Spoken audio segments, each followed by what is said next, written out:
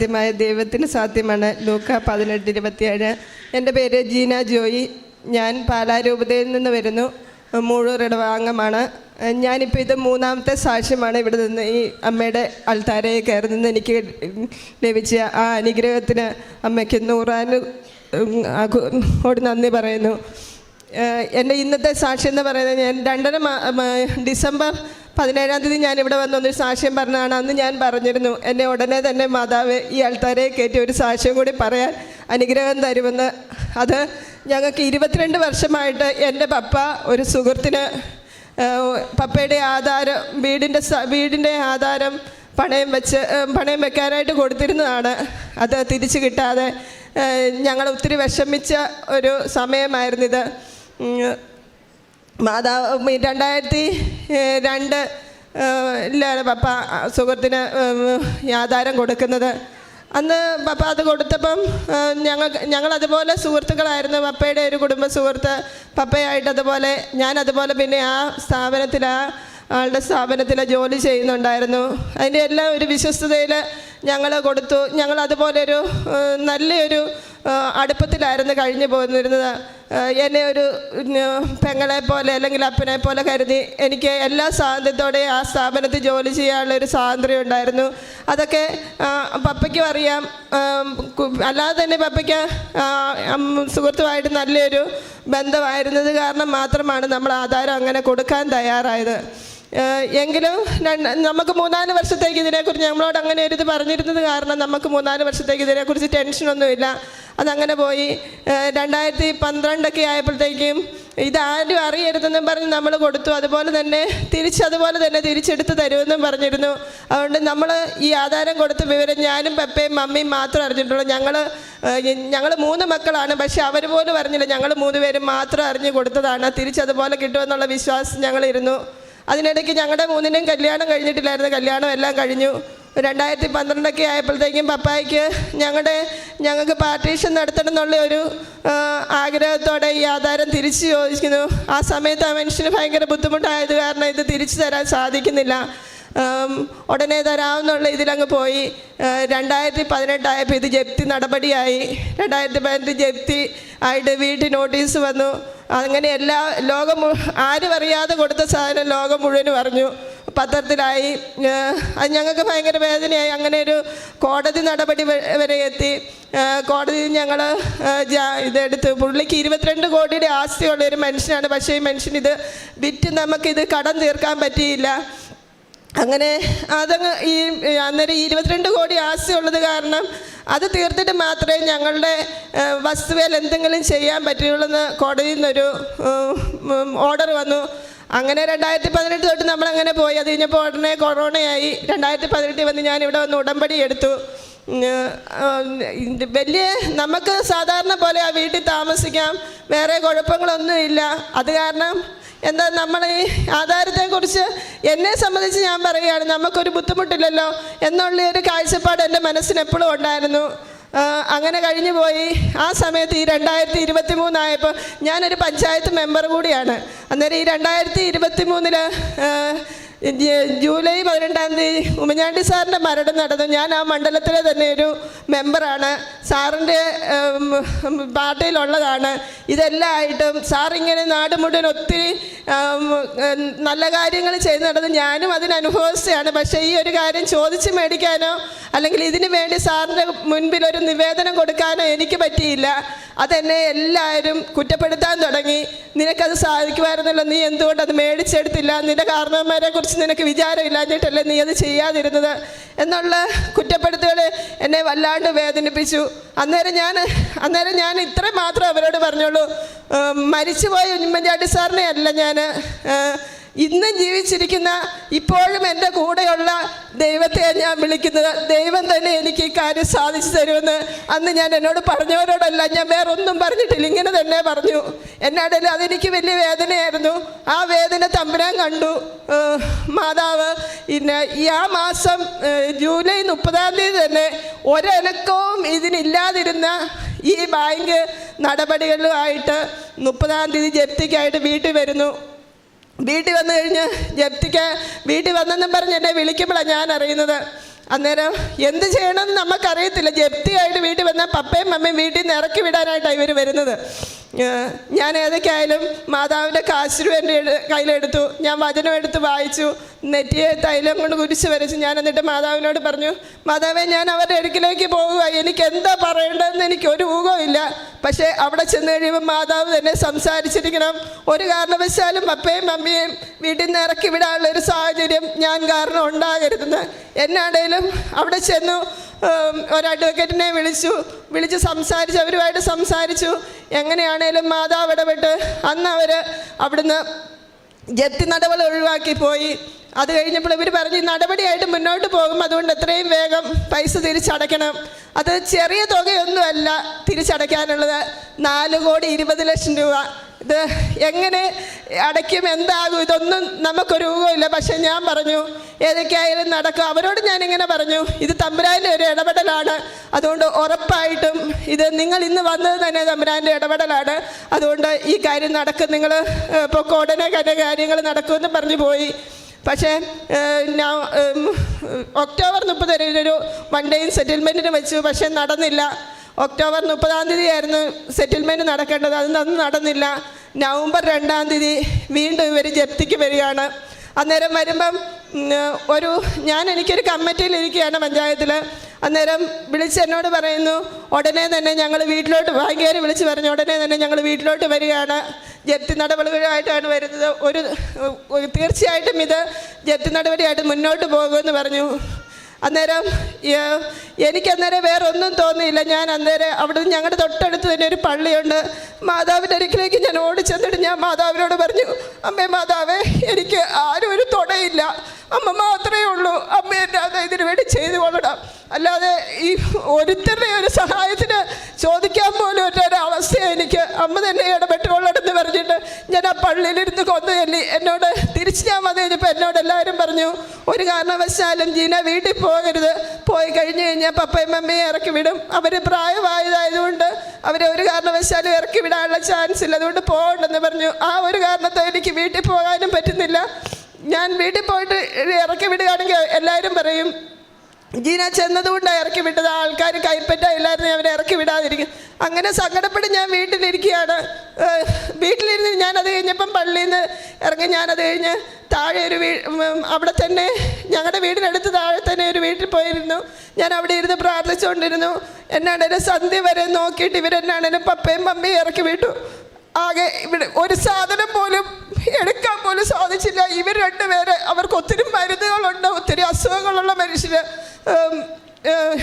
എന്നാ പറയുന്നത്, ഉടുത്തിരുന്ന തുണിയും മരുന്നുമല്ലാതെ ഒന്നും എടുക്കാതെ വീട്ടിൽ നിന്ന് ഇറങ്ങുന്ന ഒരവസ്ഥ, അത് അനുഭവിച്ചാൽ മാത്രമേ അറിയത്തുള്ളൂ. ഇവർക്ക് എങ്ങോട്ട് പപ്പ അന്നേരം ഒറ്റയൊരു വാക്ക് പറഞ്ഞു, ഞാൻ എൻ്റെ തമ്പുരാൻ്റെ കൈ പിടിച്ച ഈ വീട്ടിൽ നിന്ന് ഇറങ്ങുന്നത്, തിരിച്ചെന്നെ എൻ്റെ തമ്പുരാൻ തന്നെ വീട്ടിൽ കയറ്റും, അത് ഉറപ്പായ കാര്യമാണെന്ന്. അതുപോലെ തന്നെ അങ്ങനെ അത് മുന്നോട്ട് പോയതിന് എന്നാണേലും ഞങ്ങൾക്ക് രാത്രിയായി അന്ത്യം ഉറങ്ങാനൊരു, എനിക്ക് എൻ്റെ വീട്ടിലോട്ട് കൊണ്ടുപോകാൻ പറ്റുന്നൊരു സാഹചര്യമല്ല, അത് അങ്ങനെ കൊണ്ടുപോകാൻ പറ്റിയില്ല. അന്നേരം തന്നെ മമ്മിയുടെ അനിയത്തി ഒരു ആൻറ്റി ഉണ്ട്, ആൻറ്റി പറഞ്ഞു, നിങ്ങൾ വേറൊരിടത്തും പോകണ്ട, ഇങ്ങോട്ട് പോരെന്ന് പറഞ്ഞു. അങ്ങനെ മമ്മിയുടെ അനിയത്തിയുടെ വീട്ടിലോട്ട് ചെന്നു. അവർ ഈശോയും മാതാവും എങ്ങനെ കാക്കുന്നു അങ്ങനെ ഇന്ന് വരെ അവരെ കാത്തു പരിപാലിച്ചു. അതിന് ദൈവത്തിന് എന്തേലും നന്ദി പറഞ്ഞാലും പറ്റിയില്ല. അതിനിടയ്ക്ക് തന്നെ ഞങ്ങൾ ഇവിടെ വന്ന്, ഇതിനു മുമ്പായിട്ട് ഞങ്ങൾ ജോസഫച്ചന് ഞങ്ങളുടെ ഉടമ്പടി പുതുക്കിയിട്ടില്ലായിരുന്നു, ഞങ്ങൾ ഉടമ്പടി പുതുക്കാനായിട്ട് വന്നു. പുതുക്കി കഴിഞ്ഞ് കഴിഞ്ഞപ്പം ജോസഫച്ചൻ്റെ കയ്യിൽ നിന്ന് ആധാരം ഒന്ന് കാണിച്ച് അച്ഛൻ്റെ കയ്യിൽ നിന്ന് ബ്ലെസ്സിങ് വാങ്ങിക്കണം ഞങ്ങൾക്കൊരാഗ്രഹം ഉണ്ടായിരുന്നു.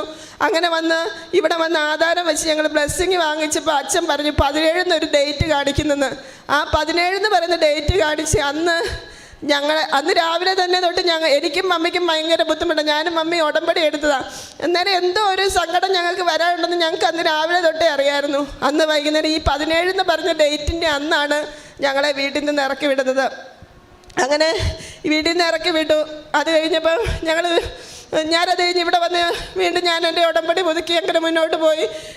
അതിനിടയ്ക്ക് ഒത്തിരി മനുഷ്യരുടെ ആരോപണങ്ങൾ, നമ്മളെ ഇറങ്ങി ഇങ്ങനെയൊക്കെ സംഭവിച്ചെന്ന് പറഞ്ഞാൽ മനുഷ്യരെപ്പോഴും നമ്മളെ കുറ്റപ്പെടും. എന്തിനാധാരം കൊടുത്തത്? അത് അവനവൻ്റെ കൈക്കലിരിക്കേണ്ടതല്ലായിരുന്നു. അവനവൻ്റെ തലക്കലിരിക്കേണ്ട സാധനം കൊടുത്തിട്ട് പിന്നെ ആരോട് പറയാനോ ഇങ്ങനെയുള്ള കുറ്റപ്പെടുത്തലുകൾ, പിന്നെ നമ്മൾ കേൾക്കാൻ മേലാത്ത ഒത്തിരി ആരോപണങ്ങളുമായിട്ട് നമ്മളെ മാനസികമായിട്ട് വല്ലാണ്ട് തളർത്തിയ സമയം. പക്ഷേ മാതാവും ഈശോയും ഞങ്ങളെ ഒരു തരത്തിലും തളർത്തിയില്ല. ഞങ്ങളുടെ കൂടെ കൈപിടിച്ച് എങ്ങനെ നടത്തിയെന്ന് ചോദിച്ചാൽ ഈ നിമിഷം വരെ ഞങ്ങളെ തളരാതെ തമ്പുരാൻ ഞങ്ങളെ കൈപിടിച്ച് മുന്നോട്ട് നടത്തി. അത് കഴിഞ്ഞ് എൻ്റെ ചേച്ചി അനിയത്തിയും കുവൈറ്റിലാണ്. ജോസഫച്ചൻ 8-ാം തീയതി കുവൈറ്റിൽ ചെല്ലുന്നുണ്ട്. ചെന്ന സമയത്ത് ഇവർ ഈ സങ്കടം അച്ഛനോട് പറഞ്ഞ് പ്രാർത്ഥിക്കാനായിട്ട് അവർ അച്ഛൻ്റെ അരികെ ചെന്നു. അച്ഛൻ്റെ അരികെ ചെന്ന് കഴിഞ്ഞപ്പം അച്ഛൻ ഇവരോട് പ്രാർത്ഥിച്ചിട്ട് പറഞ്ഞു 77 എന്നൊരു ദിവസം എനിക്ക് കാണിച്ചു തരുന്നെന്ന്. അങ്ങനെ ഞങ്ങൾ പ്രാർത്ഥനയായിട്ട് മുന്നോട്ട് പോയി. ഈ 77-ാമത്തെ ദിവസം ഞാൻ ഇങ്ങനെ സന്ധ്യയായിട്ട് ഒരു അനക്കവും ഇല്ല. ഞാനിങ്ങനെ പ്രാർത്ഥിച്ചുകൊണ്ട് ജപമാല ചൊല്ലി പ്രാർത്ഥിച്ച് ഉടനെ ഞാനിങ്ങനെ മാതാവിനോട് ചോദിച്ചു, മാതാവേ, നീ 77 ദിവസം എന്നോട് പറഞ്ഞതല്ലേ, ഞങ്ങളോട് പറഞ്ഞിട്ട് എന്നെ ഒരു അനക്കവും ഇല്ലല്ലോ, ഇനി എന്നാ മാതാവേ ഞങ്ങൾ ചെയ്യുക? ഞങ്ങൾക്ക് തിരിച്ച് വീട് കിട്ടാൻ ഒരു മാർഗമില്ലേ എന്നിങ്ങനെ പ്രാർത്ഥിച്ചുകൊണ്ടിരിക്കുമ്പം ഈ ആള് ഞങ്ങളെ വിളിക്കുന്നു, ജീന, ഒരത്ഭുതം നടന്നു. മാതാവ് ഈശോയും നമ്മുടെ കാര്യത്തിൽ ഇടപെട്ടിട്ടുണ്ട്. ഒരു കാരണവശാലും വിട്ടുപോകാത്ത ഒരു മനുഷ്യൻ ഈ സ്ഥലം എടുക്കാനായിട്ട് ഈ ലോൺ തിരിച്ചടയ്ക്കാമെന്നും പറഞ്ഞ് വന്നിട്ടുണ്ട്.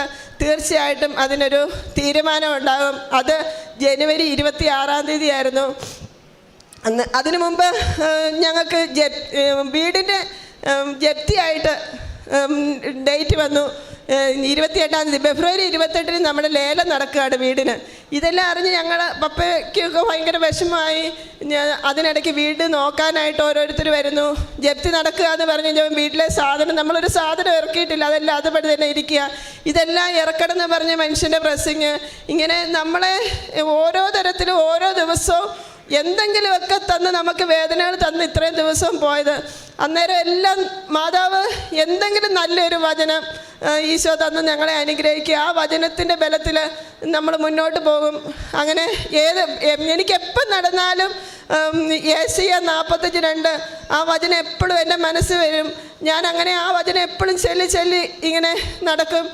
അതുപോലെ പുറപ്പാട് 14:14 ഞാൻ നിനക്ക് വേണ്ടി യുദ്ധം ചെയ്ത് നിങ്ങൾ ശാന്തരായിരുന്നവൻ, ഇങ്ങനെയുള്ള വചനങ്ങളൊക്കെ തന്ന് ഈശോ നമ്മളെ ഒത്തിരി ഇങ്ങനെ ഒരുക്കിക്കൊണ്ട് പോയിക്കൊണ്ടിരിക്കുകയാണ്. അന്നേരം ഇതിനിടയ്ക്ക് ഞാൻ 90 ദിവസം ഫെബ്രുവരി 2 ആകുമ്പം, അന്നേരം എൻ്റെ വിചാരം 90 ദിവസം ആകുമ്പോഴത്തേക്കും മാതാവ് എന്തെങ്കിലും ഒരു അനുഗ്രഹം തരും എന്ന് ഓർത്ത് ഞാനിങ്ങനെ പ്രാർത്ഥിക്കും. അന്നേരം ഫെബ്രുവരി മാസത്തിലെ എൻ്റെ ബർത്ത്ഡേ. അന്നേരം ഫെബ്രുവരി 2-ന് ഒന്നും നടന്നില്ല. ഇതിപ്പോൾ 26-ാം തീയതി ഇങ്ങനെ ആൾ വന്നെന്ന് പറഞ്ഞാൽ ഇതിൻ്റെ കാര്യമൊന്നും നടന്നില്ല. അന്നേരം എൻ്റെ മോൾ എന്നോട് പറഞ്ഞു, അമ്മയ്ക്ക് ബർത്ത്ഡേ ഗിഫ്റ്റായിട്ട് മാതാവ് ഉറപ്പായിട്ടും ഈ കാര്യം നടത്തി തരും, അമ്മ നോക്കിക്കോളാൻ പറഞ്ഞു. അന്നേരം അതുപോലെ തന്നെ മമ്മി അന്നേരം ഫെബ്രുവരി 15-ന്നൊരു ഡേറ്റ് ഇട്ട് മമ്മിയും പ്രാർത്ഥിച്ചു ഫെബ്രുവരി 15 ആകുമ്പോഴത്തെ ഇതിനൊരു തീരുമാനം ഉണ്ടാകണമെന്ന്. അങ്ങനെ പ്രാർത്ഥിച്ചു. ഫെബ്രുവരി 15-ാം തീയതി വൈകുന്നേരം 1 കോടി രൂപ അടയ്ക്കുമെന്നും പറഞ്ഞ് ഇങ്ങനെ വിളിച്ചു. പക്ഷെ അന്ന് നടന്നില്ല. 16-ാം തീയതി 1 കോടി 5 ലക്ഷം രൂപ ഈ മനുഷ്യൻ ബാങ്കിൽ കൊണ്ടുപോയി അടച്ചു. അത് നമുക്കൊരു ഭയങ്കര എല്ലാവർക്കും ഒരു ആശ്വാസമായിരുന്നു. അത് കഴിഞ്ഞ് പിന്നെയും ഇതിന് ഒത്തിരി പേപ്പർ വർക്കുകളുണ്ട്, ഇതൊന്നും നടക്കുന്നില്ല. ഫെബ്രുവരി 28-ന് നമ്മുടെ ലേല നടപടി നടക്കുന്ന ദിവസമാണ്. നമ്മളിങ്ങനെ വേദനിച്ചിരിക്കുന്നു.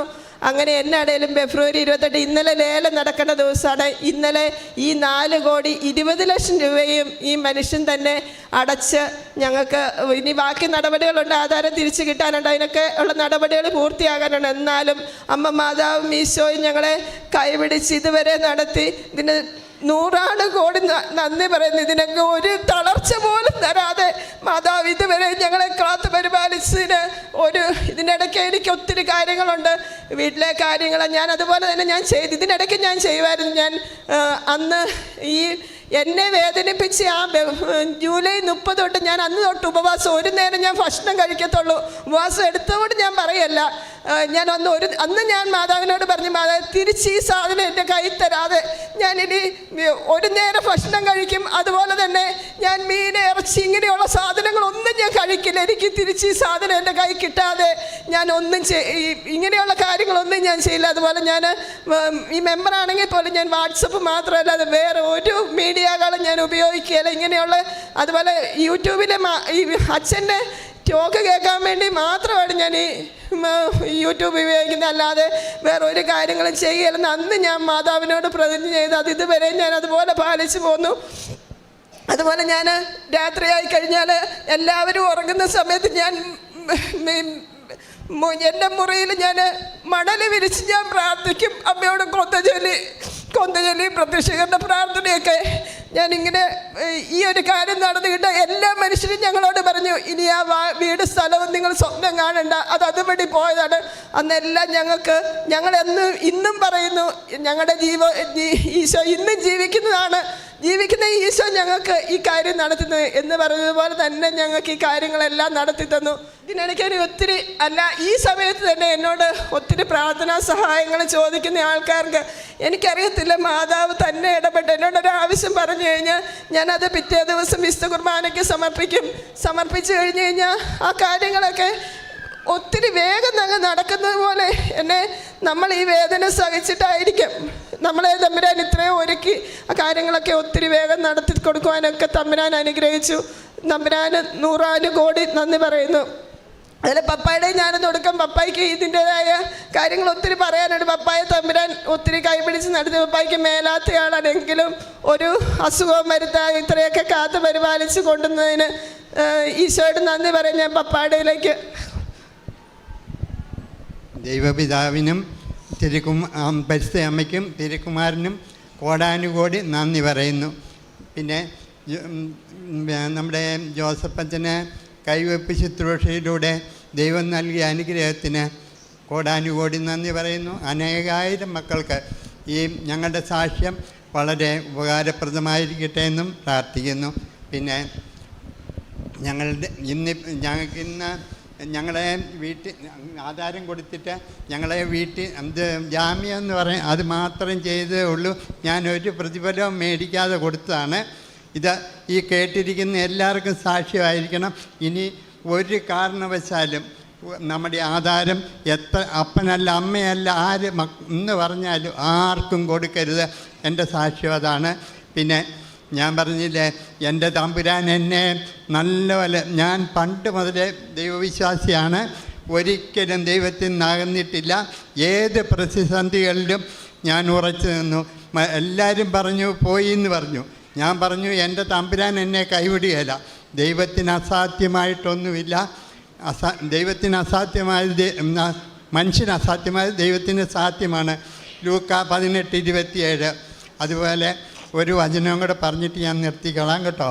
കർത്താവ് നിന്നെ നിരന്തരം നയിക്കും, മരുഭൂമിയിൽ സമൃദ്ധി നൽകും, നിൻ്റെ അസ്ഥികൾ ബലപ്പെടുത്തും, നനച്ച പൂന്തോട്ടം പോലെയും വറ്റാത്ത അരുവി പോലെയും നിന്നെ നയിക്കും എന്ന് കർത്താവ് പറഞ്ഞിട്ടുണ്ട്. അത് യെശയ്യാ 58:11. പിന്നെ കൂടുതലായിട്ട് ഒന്നും പറയാനില്ല. എൻ്റെ ദൈവത്തെ വിളിച്ചപേക്ഷിച്ചാൽ ഒരിക്കലും ഉപേക്ഷിക്കുന്ന ദൈവമല്ല, നമ്മുടെ സജീവനായ ദൈവമാണ്. അത് എൻ്റെ സാക്ഷ്യം കൊണ്ട് ഉറപ്പ് തരികയാണ്. ദൈവത്തെ ഒരിക്കലും നമ്മൾ മറന്ന് ജീവിക്കരുത്. ഇനി ഞങ്ങളുടെ ജീവിതം എനിക്കിനി അധികം കാലമില്ല. അത്രയും കാലവും ദൈവത്തെ അറിയാത്തവരെ അറിയിക്കാനും അറിഞ്ഞവരെ കൂടുതൽ അറിയിക്കാനുമായിട്ട് എൻ്റെ ജീവിതം ദൈവത്തിനായി കാഴ്ചവെക്കുന്നു. എന്നെക്കൊണ്ട് പറ്റുന്നതെല്ലാം നേരത്തെ ഇപ്പോൾ ഈ ജപ്തി ചെയ്ത് വീട്ടിൽ നിന്ന് ഇറങ്ങിയുകൊണ്ട് അങ്ങനെ വേറെ ഒരു വീട്ടിലാകുമ്പോൾ നമുക്ക് പുണ്യപ്രവർത്തികൾ അധികം ചെയ്യാൻ പറ്റില്ല. എന്നാലും പ്രാർത്ഥന, എൻ്റെ തമ്പുരാനോട് ഞാൻ മുട്ടിപ്പായിട്ട് പ്രാർത്ഥിച്ചു. എൻ്റെ ദൈവം എന്നെ കൈവിട്ടില്ല. എല്ലാത്തിനും ദൈവപിതാവിനും തിരുക്കുമാരനും പരിശുദ്ധ അമ്മയ്ക്കും കോടാനുകോടി നന്ദി കേട്ടോ. യെശയ്യാ 43